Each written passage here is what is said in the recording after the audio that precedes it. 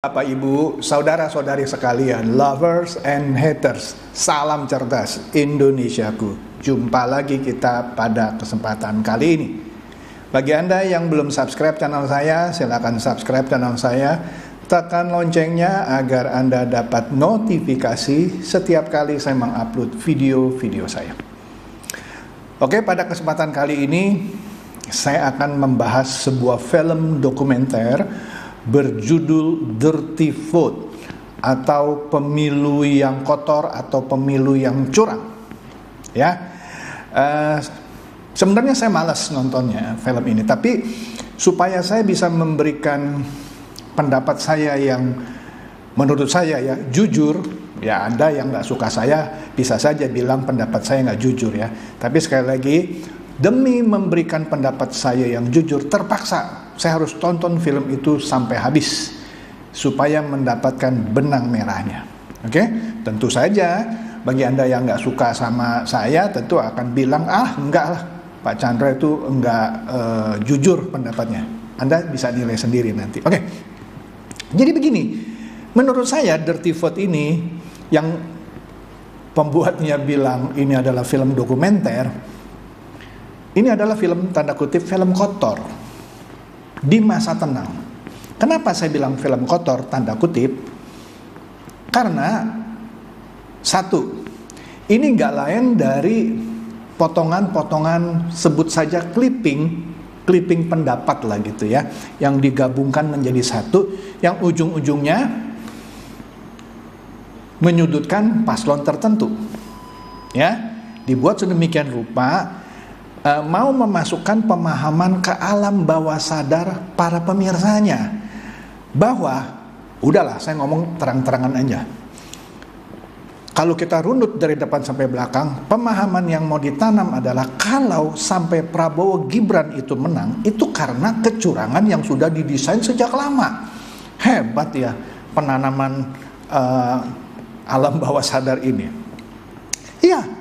Nah, nanti kita akan lihat ya dari bedahan saya. Kemudian lucunya disebut di situ adalah kecurangan-kecurangan. Bagaimana bisa disebut itu ada kecurangan-kecurangan kalau belum ada keputusan pengadilan? Nah, kalau Anda melihat itu curang, lalu Anda sebagai warga negara yang baik, yang mau pemilu itu bersih, kenapa Anda tidak tuntut? Ya kan?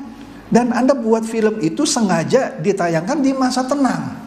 Betul sih, pembuatnya itu tidak mengkampanyekan paslon tertentu, tetapi mendegradasi pelaksanaan pemilu itu kata teman-teman di TKN ya. Dan juga menyudutkan paslon tertentu. Itu sama aja melakukan kampanye di masa tenang. Karena kampanye itu bukan hanya mempromosikan paslon tertentu, tetapi juga mempromosikan untuk tidak memilih paslon tertentu walaupun tidak diucapkan secara eksplisit ya. Jadi orang bisa saja punya dugaan karena yang banyak diserang adalah paslon 02 ya. Orang bisa berpikir dong, jangan-jangan ini pesanan dari kubu sebelah, bisa yang sebelah kiri, bisa sebelah kanan ya. Saya nggak mau bilang pasti pesanan ya, muncul dugaan.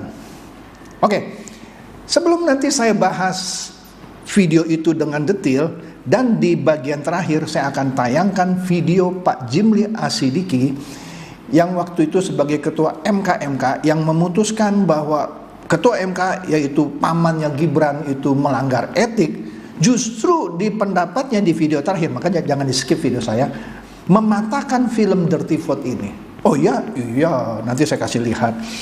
Oke, sebelum saya bacot lagi nih ya, ntar kayak saya kebanyakan bacot kayak Ahok lagi. Kita lihat dulu nih ya, berita-berita kemarin ya. Enggak loh, ini berita hari ini Senin. Iya, hari ini pagi nih, subuh jam 5 udah keluar nih berita ya.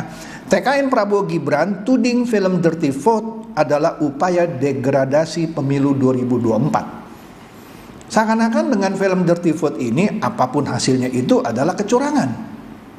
Karena ini pendapat saya ya. Karena Yang pembuat film ini sudah yakin bahwa paslon 02 itu pasti menang, mau 1 putaran kayak 2 putaran gitu ya. Walaupun di dalam video itu diteorikan kalau terjadi 2 putaran bisa saja paslon 02 kalah, tapi ntar itu saya bahas belakangan lah ya. Jadi ini pendapat TKN Prabowo Gibran. Nah, kalau kita lihat di sini ya, di Instagramnya Kata Data ini ada penjelasan bahwa tim kampanye nasional ini mencurigai film tersebut adalah salah satu upaya menurunkan marwah atau kehormatan diri pemilu 2024 karena berisi fitnah dan asumsi tak berdasar. Nah, itu juga akan saya bahas ya. Mengutip Antara, usai menyaksikan film Dirty Vote, Wakil Ketua TKN Prabowo Gibran Habibur Rahman menggelar jumpa pers dan menghimbau agar masyarakat tidak terpancing narasi-narasi dalam film itu maksudnya, karena ia meyakini sebagian besar isinya sebatas asumsi. Sebagian besar yang disampaikan film tersebut adalah sesuatu yang bernada fitnah, narasi kebencian yang asumtif dan sangat tidak ilmiah.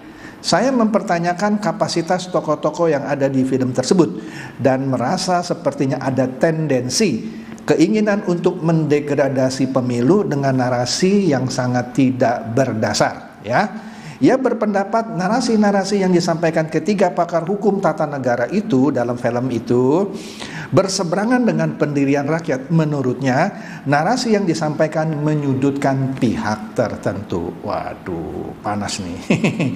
Nah, ini kita lihat ya, berita Tempo 29 Mei 2023. Tempo menyebutkan bahwa Pak Mahfud MD bentuk tim percepatan reformasi hukum libatkan Bivitri Susanti, Ferry Amsari, dan Zainal Arifin Mohtar. Nah, 3 orang ini, Bivitri Susanti, Ferry Amsari, dan Zainal Arifin yang disebut pakar hukum tata negara, inilah aktor yang ada di film itu. Pas 3 gitu ya. Tapi lucu di sini hubungannya apa sama Pak Mahfud ya. Kemudian di sini ya kita lihat tuh ya, deskripsi dari film Dirty Vote itu sendiri, aktornya yang mengutarakan itu yang tadi 3 orang yang di berita Tempo, Zainal Arifin Mohtar, Bivitri Susanti, dan Ferry Amsari. Oke, menarik ya. Oke. Nah, Bivitri ya yang juga berbicara di film itu, ini pernah membuat suatu pernyataan menurut saya agak kontroversi ya. Ini baru ini belum 2 minggu ini komentarnya di 1 Februari 2024. Telah aturan kampanye presiden, pakarnya maksudnya Bivitri ini nih, Jokowi harusnya kampanyekan Ganjar. Loh, kalau kampanyekan Ganjar boleh, tapi kampanyekan Prabowo nggak boleh, kan lucu gitu ya. Padahal pakar tata negara loh. Udahlah, saya nggak mau masuk detail lah ya. Saya cuma kasih lihat apa yang saya dapat. Kemudian saya juga dapat fakta bahwa mereka itu sebenarnya setiap kali ada pemilu seperti ini sudah sering membuat film-film dokumenter seperti ini. Contoh, di 2019 dia membuat film dokumenter yang judulnya Sexy Killer. Ya. Di 2024 mereka membuat yang namanya Dirty Vote, ya. Tetapi yang waktu itu diserang tetap dipilih rakyat. Ini cuitan dari Denny Eugene ya. Jadi semoga 2024 juga seperti itu ya. Jadi ya silakan aja Anda film dokumenter. Cuman gini loh, saya lagi berpikir ya, Bawaslu kemana gitu. Betul, film ini tidak mengkampanyekan paslon tertentu, tetapi ada muatan supaya masyarakat sepertinya gitu ya, dibuatlah sesuatu narasi walaupun tidak eksplisit, ini ada kecurangan. Dengan kata lain, kalau Anda pilih yang sebut sajalah 02, nah itu yang paling banyak melakukan kecurangan. Artinya dia mengkampanyekan untuk tidak memilih paslon tertentu kan. Ini melanggar masa tenang. Nah makanya saya nggak tahu ya Bawaslu kemana nih. Karena di film ini juga Bawaslu dikritik sih. Oke deh. Nah ini lucunya Muhaimin Iskandar ya, Caimin lah. Dia seperti memprovokasi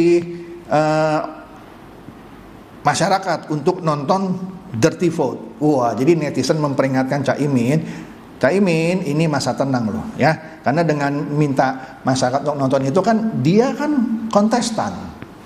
Tidak boleh dong. Ya kalau Anda netizen suruh teman nonton is okay, tapi dia kontestan, ya.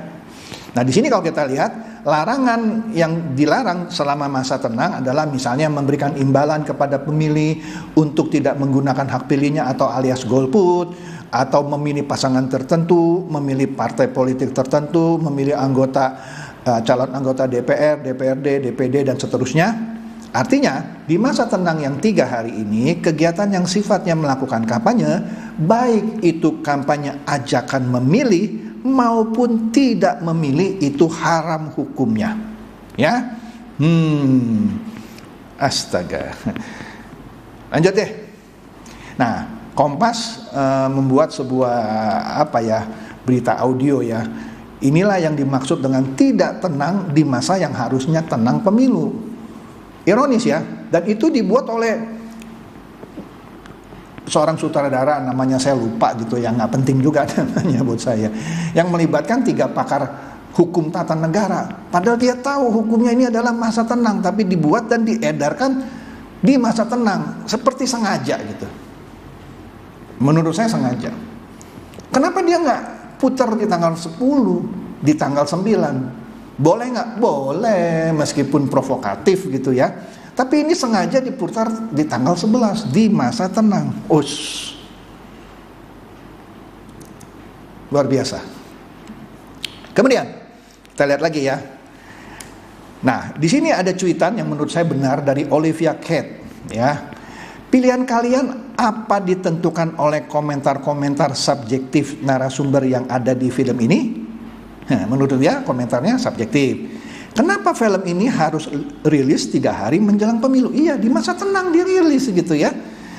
Sudah dapat diduga tujuan perilisan film ini untuk apa? Iya, yang buat film ini juga pihak-pihak yang anti pemerintahan, tepatnya anti Pak Jokowi ya dalam hal ini, dan anti Paslon 02 ya.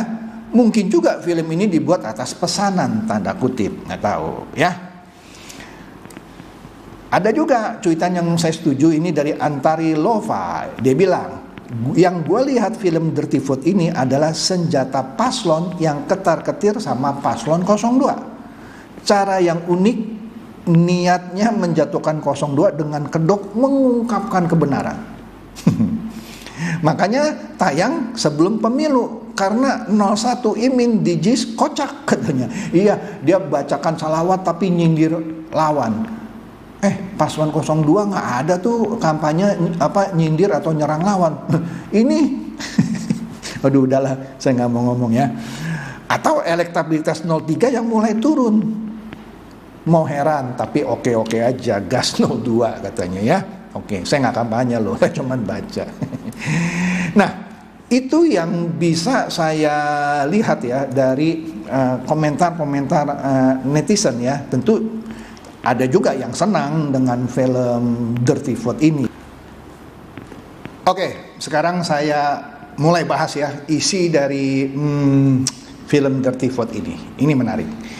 Jadi begini, di awal film Dirty Vote itu ya, ada beberapa klip video yang diputar tentang Pak Jokowi, komentarnya mengenai Gibran dan Kaisang gitu ya, yang bilang seakan-akan anak-anak saya ini belum tertarik politik ya. Terus kemudian ketika ditanya mengenai kemungkinan Kaisang menjadi cawapres, dia bilang, maksudnya Pak Jokowi bilang, lah kan baru 2 tahun jadi wali kota dan umur belum memadai gitu ya.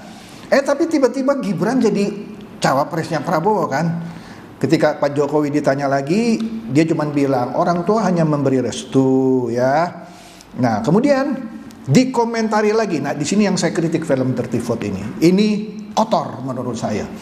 Dia memperlihatkan presiden ya yang ada di lapangan terbang mana gitu ya, memakai bomber jacket warna biru bersama Pak Prabowo dan Kasat ya.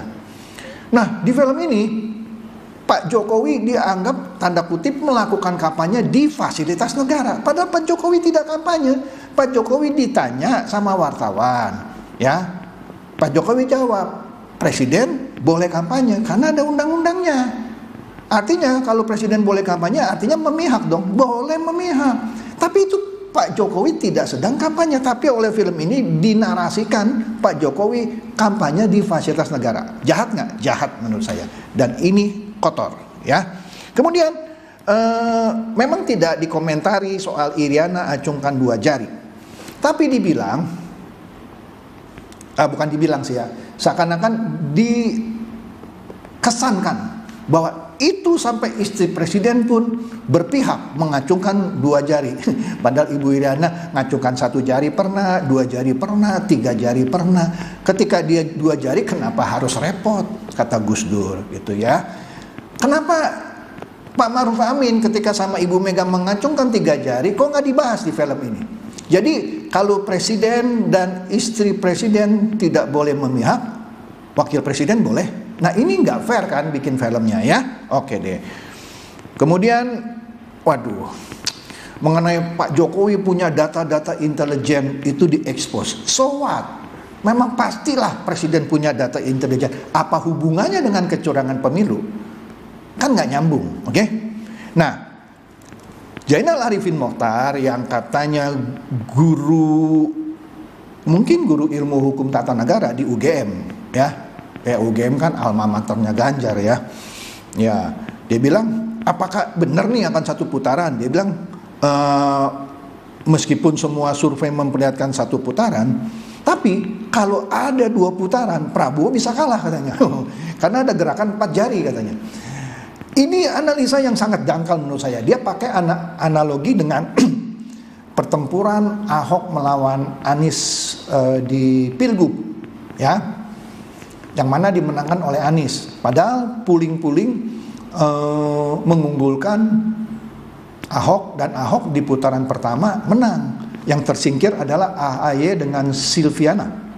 Jadi di putaran kedua Ahok Jarot bertempur melawan Anies Baswedan dan Sandiaga Uno, dimenangkan oleh Anies. Jadi dia berteori, tuh kan, di Pilgub yang lalu meskipun Ahok menang di putaran pertama, putaran kedua menang Anies, karena suara-suara dari pendukung AHY semuanya, kebanyakan lah gitu ya, nggak semuanya, memihak ke Anies. Bro, sorry bro, lu kurang dalam analisanya. Itu beda. Pilgub yang waktu itu dengan Pilpres kali ini beda. Kenapa? Waktu itu terjadi dikotomi, ya. Yang satu pilih Ahok, ya, yang tegasnya begini, dia nasionalis karena didukung oleh PDIP gitu ya. Kebetulan dia double minority, Tionghoa dan Kristen, ya. Sedangkan yang satu lagi tentu tidak mendukung ideologi nasionalis, ya. Kan pendukungnya banyak dari kalangan pemilih Muslim garis keras terutama. Ya tentu saja memakai ayat-ayat agama dan segala macam gitu, dengan mudah yang namanya Ahok itu dikalahkan. Double minority dia. Beda dengan Pilpres kali ini yang tidak ada isu double minority, ya. Kemudian kalaupun misalnya terjadi 2 putaran, tapi yakinlah jauh lah itu 2 putaran. Ya tapi kan kita belum lihat nanti tanggal 14. Itu isu apa ya? Double minority seperti itu yang sehingga mudah digoreng dengan ayat-ayat gitu ya. Bisa saja sih digoreng seperti itu lagi, nanti dikonotasikan atau dicap Prabowo itu mendukung minoritas, mendukung orang-orang Tionghoa, mendukung orang-orang Kristen, sehingga digoreng lagi pakai ayat. Tapi kecil itu, ya. Saya yakin para pendukung 02 kalau kalah nggak mungkin, bukan nggak mungkin, mungkin saja sih, tapi ada 3 kemungkinan sudah pernah saya bahas. Kemungkinan pertama, golput, dia nggak mau milih kalau 02 bergabung dengan 01 karena ideologinya berbeda.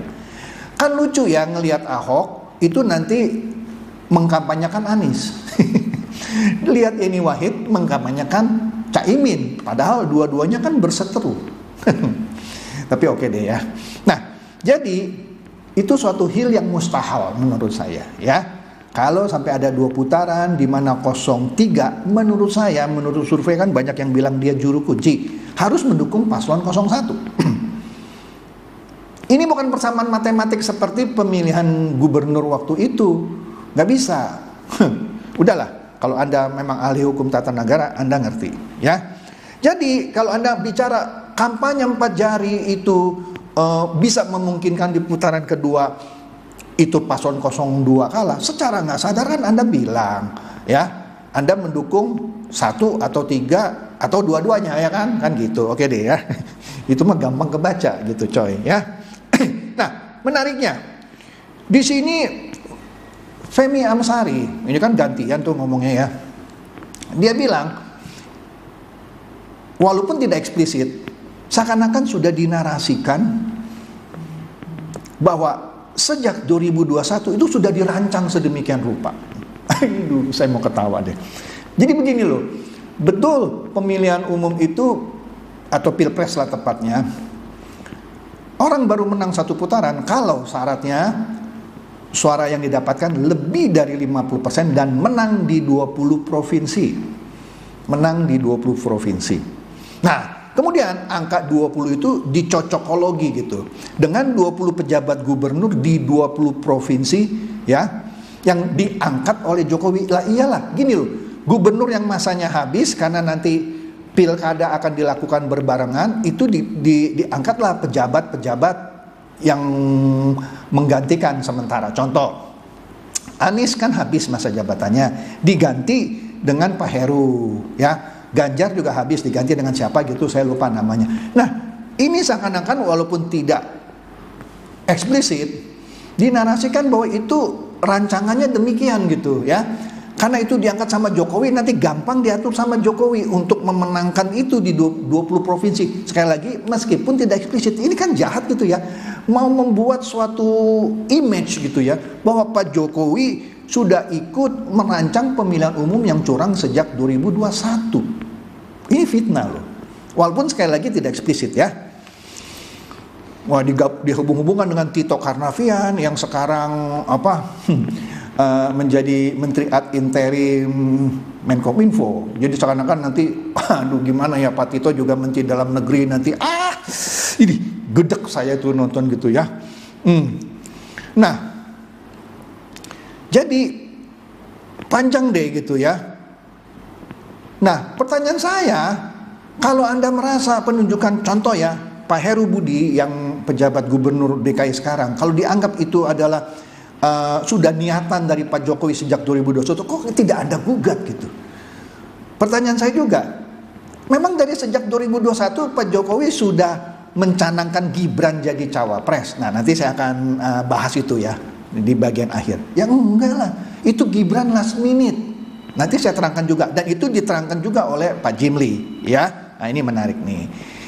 Nah, macam banyak lah. Tapi memang video ini juga menyoroti kecurangan yang dilakukan oleh kubu Ganjar Mahfud, yaitu misalnya ada fakta integritas dari pejabat Bupati Sorong.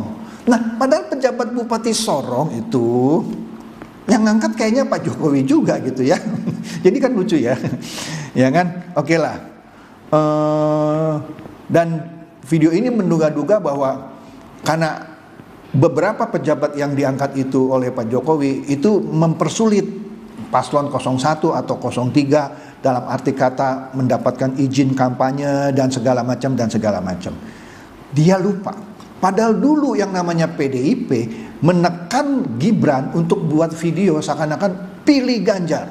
Padahal kampanye belum gitu ya. Bobi juga sudah ditekan bikin video untuk pilih Ganjar. Kok itu nggak dimasukkan ya sebagai kecurangan kubu 03? Padahal kita tahu sekarang baik Gibran maupun Bobi tidak lagi mendukung Ganjar. Padahal itu juga ditekan oleh PDIP waktu itu ya kan. Astaga. Memang pertanyaan saya begini, memang kalau Pak Jokowi menguasai 20 kepala daerah ini, jaminan di 20 daerah itu pasti menang? Ya enggak lah. Ya itu kan begitu masuk bilik suara masing-masing yang nyoblos itu kan bukan sesuai kata kepala daerahnya. Misalnya mungkin kepala daerah mengarahkan pilih ya nanti paslon 02 ya. Nanti masuk bilik suara nggak ada yang tahu kan, coblos saja 01 atau 03. Jadi bagaimana Anda menggiring pendapat orang, bukan pendapat, alam bawah sadar orang bahwa ini Pak Jokowi sudah sejak lama cawe-cawe. Itu waduh. Benar, saya setuju sama TKN Prabowo Gibran. Ini asumsi yang mengada-ngada ya. Kemudian ada dugaan bansos untuk sogok rakyat. Padahal Di video itu juga ditayangkan setiap pemilu itu bansos selalu naik. Lah apa bedanya gitu ya? Ya itu kan untuk, ya walaupun tidak eksplisit sekali lagi, seakan-akan itu untuk mengambil hati rakyat. Capek deh ya. Kemudian dijelaskan juga mengenai politik gentong babi Pak Jokowi. Seakan-akan ya dengan cara demikian dia untuk merebut ya hati rakyat, dalam arti kata untuk memilih penerusnya. Astaga. Kemudian juga dia mempermasalahkan beberapa menteri yang kampanye tetapi diragukan mengajukan cutinya nggak gitu ya. Nah di sini dia juga singgung mengenai Pak Mahfud ya. Ya Anda tanya dong, Anda nggak boleh berasumsi. Pak Mahfud ngajuin cuti nggak? Pak Prabowo ngajuin cuti nggak? Ya harus dong, harus dicek dulu, bukan mengasumsi. Jangan-jangan nggak ngajukan cuti, nggak bisa dong ya. Kemudian disebut juga ada beberapa menteri yang ikut kampanye tapi tidak terdaftar di TKN. Misalnya, kan syaratnya yang melakukan itu harus masuk ke dalam daftar petugas kampanye, sebut aja. Kalau memang itu benar, ya Anda gugat dong. Bukan ngoceh-ngoceh di film. Aduh, katanya pakar hukum tata negara. Nah, di sini mereka menekankan presiden harus netral. Padahal ada undang-undang ya yang sudah menyegaskan presiden boleh berkampanye. Ya, terus ditambahkanlah ada pasal sekian yang mengatur, pasal sekian mengatur harus begini-begini. Aduh, terus tidak boleh pakai fasilitas negara. Ya tadi yang saya sebut, Pak Jokowi ketika ditanya oleh wartawan, terus Pak Jokowi berpendapat presiden boleh kok kampanye, boleh kok memihak. Dia anggap itu lagi kampanye. Lah, capek deh. Kemudian film ini juga mempermasalahkan presiden yang makan bareng dengan menteri. Aduh, ya terserah sih ya. Maksud lo semua menteri harus diundang makan? Terserah presiden dong, ya. Terserah dari presiden, ya. Nah, kemudian juga menyoroti verifikasi parpol oleh KPU. Ada parpol yang harusnya tidak lolos tapi lolos. Lah itu bukan urusan saya lah. Saya juga nggak tahu itu ya. Silakan saja yang merasa dirugikan gugat aja. Kemudian yang menariknya, film ini juga menayangkan parpol-parpol mana saja yang mengusung bekas koruptor menjadi caleg. Padahal kan nggak boleh, ya. Wah, bagus tuh kalau itu saya setuju. Tapi saya cek di situ tidak ada dari Partai Gerindra maupun PSI misalnya yang mencalonkan bekas koruptor jadi caleg, ya. Oke. Kemudian juga diterangkan mengenai kasus Gibran yang diputus oleh MK. Lah itu kan sudah selesai. Nah entarlah di videonya Pak Jimli Asidiki akan kita dengarkan lagi ya. Juga dibahas mengenai sanksi atas ketua KPU. KPU ketuanya pernah ada kasus. Ya, so apa hubungannya dengan sini? Nah sepertinya mau dinarasikan. Nah ini ketua KPU-nya bermasalah sehingga begini-begini. Ya udahlah. Sekarang saya mau tanya, memang yang namanya Pilpres atau pemilu sebelumnya 2019 itu tidak ada masalah? Ya pasti ada masalah, baik itu di KPU ataupun di Bawaslu. Anda lupa ya, di tahun 2019 kan ada tuh komisioner KPU yang akhirnya harus dipenjara karena kasus Harun Masiku. Sudah pernah saya bahas ya, saya nggak mau bahas lagi ya. Di situ disebut-sebut ada keterlibatan Hasto dan lain-lain ya. Oke, tapi sekarang Harun Masiku kan nggak ketangkep. Mestinya bahas juga dong. Wah ini kelanjutan dari Harun Masiku gitu ya. Kemudian menduga-duga ada hubungannya antara PSI dengan gugatan ke MK untuk Gibran. Astaga. Padahal Gibran itu juga diharapkan oleh PDIP dan Anies Baswedan. Sekarang pertanyaan saya, kalau Gibran itu diambil oleh PDIP, apa komentar Anda? Kalau Gibran itu akhirnya dengan Anies Baswedan, apa komentar Anda? Nah, nanti saya juga bahas mengenai Gibran itu Karena ada juga di videonya Pak Jimli. Makanya jangan dipotong video saya. Nah, kira-kira seperti itu yang saya bisa tanggapi gitu ya, dari saya tonton film itu. Nah, sekarang kita dengarkan, ada simak lah ya, sebuah video dari Pak Jimli yang pernah memimpin MK-MK dan menjatuhkan hukuman etik gitu ya terhadap pamannya Gibran yang waktu itu menjadi ketua MK. Nah, video ini justru mematahkan film Dirty Vote menurut saya. Nanti Anda simak sendiri. Ini video saya penggal dalam 2 bagian ya. Nanti saya jelaskan per bagian itu apa maksudnya. Yuk kita dengarkan videonya ini. Jadi sebenarnya Jokowi itu tidak ngapa-ngapain, tapi orang menafsir sendiri. Misalnya, dia kan cukup bagi dia bicara, saya tidak akan ya ikut mempengaruhi, saya netral. Tapi orang nggak percaya. Iya kan? Nah, iya. Pasti orang analisa, oh ini pasti dia cawe-cawe nih. Iya, paman sendiri. Apalagi paman sendiri. Nah, kami tidak dapat bukti itu. Termasuk Cawe-cawenya? Iya, termasuk uang. Kalau itu ditelusuri ya? Oh iya, ada informasi katanya dari Seknek dikasih uang segala macam. Nggak ada itu. Jadi ini hoax semua. 90% berita di dunia maya ini kan hoax. Itu namanya post-truth itu begitu. Post-truth. Nah, ya post-truth. Iya. Tapi ya namanya dalam politik selalu ada analisa. Nah, saya sendiri berpendapat kalau melihat gelagat dari awal-awal dulu, saya rasa Jokowi itu tidak pernah memikirkan untuk anaknya jadi cawapres. Itu enggak. Pada mulanya enggak itu. Iya kan? Karena ya, ada jejak digitalnya ada itu. Iya, karena dia itu kayaknya kalau saya tafsir ya. Ya. Ini tafsir ya? Iya, tafsir. Nah, kan dia ajak Prabowo masuk kabinet. Ya. Ya kan? Kira-kira ini ngomong, nah, giliran yang akan datang Bapak deh saya dukung. Kira-kira begitu. Sekarang Bapak masuk dulu kabinet kan? Kira-kira gitu kan?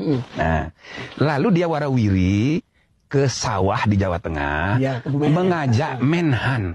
Apa urusan Menhan dengan sawah? Tidak ada. Iya. Ngajak Menhan dengan gubernur Jawa Tengah, Ganjar Pranowo, bolak-balik ketemu bertiga ini.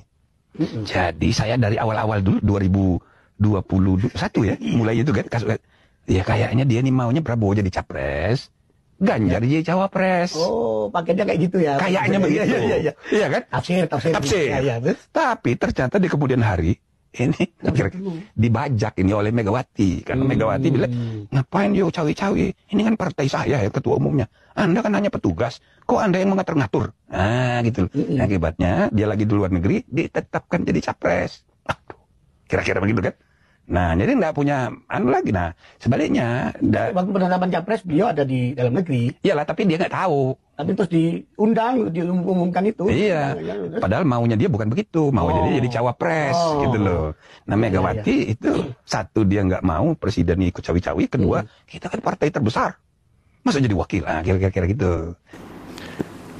Nah, di bagian ini kalau Anda lihat tegas ya bahwa dari awal tidak ada ide bahwa Pak Jokowi akan memajukan Gibran sebagai cawapres ya.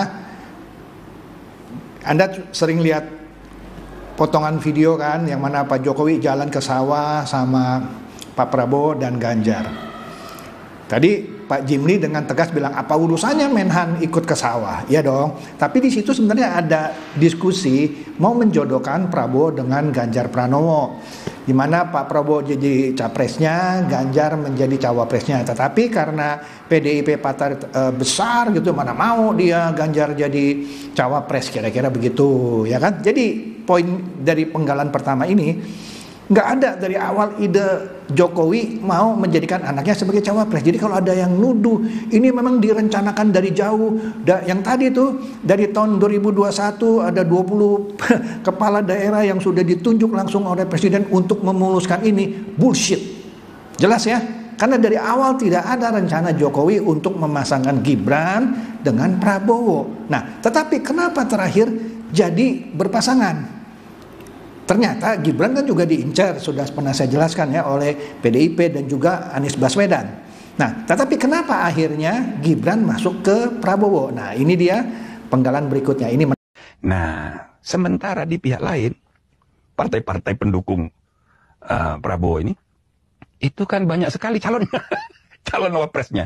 Kalau milih yang ini, bagaimana yang ini? Nah, apalagi sesudah Muhaimin pindah, makin khawatirin. Waduh, kalau memilih Erik berarti dukungan dari PAN. PAN-nya kecil. Erlangga gimana ini? Itu kan, aduh, pusing ini kan. Nah, kira-kira begitu dapat alternatif Gibran, jadi satu orang. Ya memang nggak ada penolakan. Tak ada penolakan. Dan bukan karena Jokowi. Saya tidak percaya bahwa Jokowi yang enggak, pasti enggak. Nah, tapi ini kan permainan catur. Gitu. Nah, jadi begitu Gibran disepakati di internal, hitungannya sudah. Nah, sementara dari pihak Ibu Mega kira-kira ya, sengaja itu milih wakilnya itu Menko.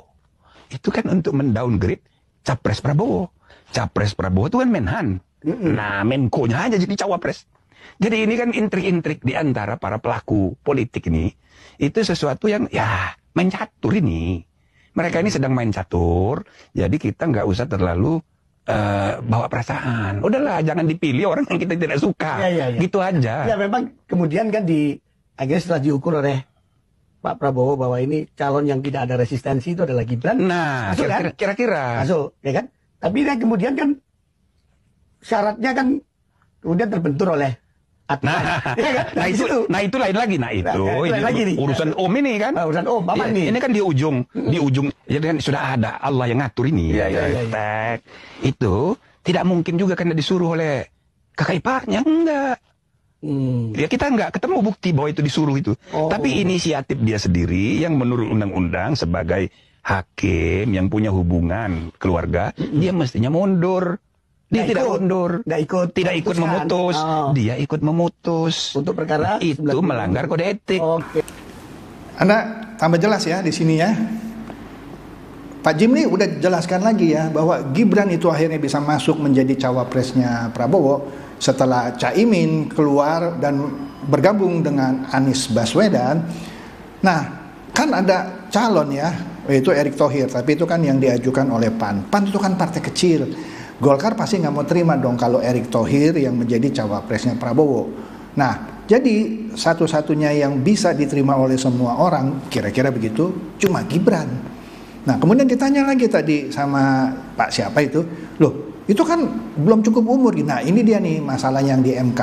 Yang masalah di MK tidak terbukti bahwa misalnya satu, Pak Jokowi nyuruh adik iparnya ini menangkan, ya, mengabulkan ini. Juga tidak ada bukti tadi kan soal ada suap dan itu tidak ada.